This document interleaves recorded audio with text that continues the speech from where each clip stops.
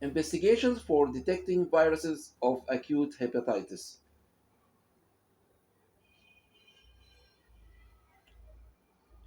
For acute hepatitis A, we will do anti-hepatitis A virus antibodies. There are two types: anti-hepatitis A virus IgM, which are present with acute infection and disappear with patient recovery. Number two, anti-hepatitis A virus IgG. They appear after disappearance of the first type and last for life, indicating previous infection with the virus. Investigations for acute hepatitis B. Surface antigen of the virus, HBs antigen.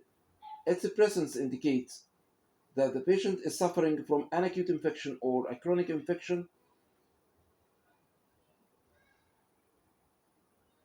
means acute hepatitis or chronic hepatitis. Antibodies to the surface antigen of the virus, anti-HBs antibodies.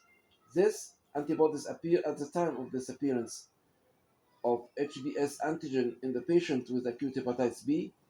This means the development of immunity and patient recovery.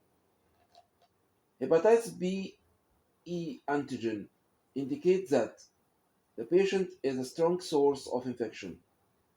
So, HBe antigen indicates that the patient is a strong source of infection.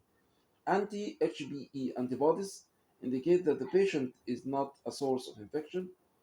Anti-HBc IgM present in case of acute hepatitis.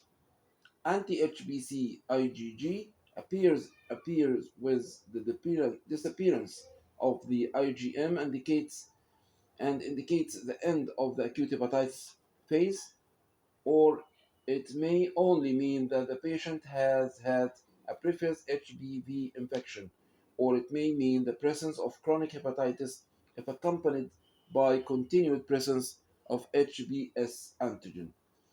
There is also the PCR test that detects the presence of virus itself.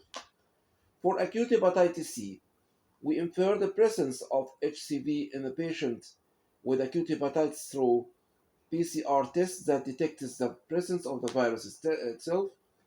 As for antibodies, anti-HCV antibodies, they appear late after 3 to 5 weeks from the time of acute infection.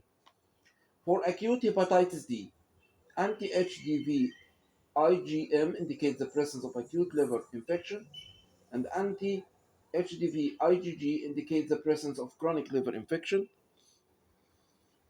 For acute hepatitis E, anti-HEV IgM indicates the presence of acute liver infection, and anti-HEV IgG indicates the patient has had a previous infection with HEV.